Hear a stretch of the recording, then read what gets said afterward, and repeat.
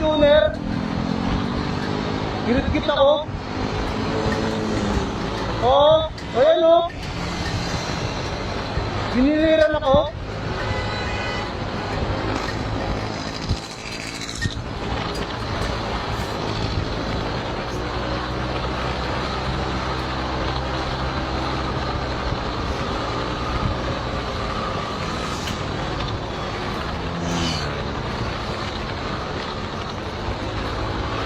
Nakaaway ko nung sa road rage.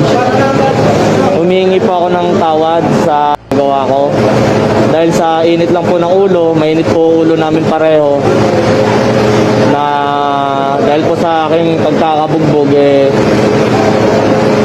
nawala na po ako sa aking sarili dahil masakit na po yung nararamdaman ko eh.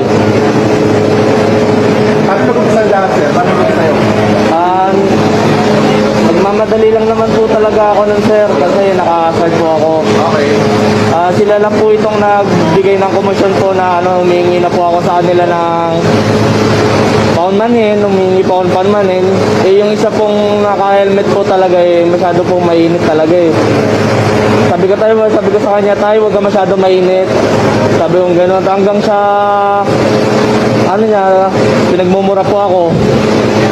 Tapos natamaan po ng kamay niya yung brother ko sa nguso. Tapos doon na po kami nag-init dalawa. Doon na po kami nagsutuan. Sa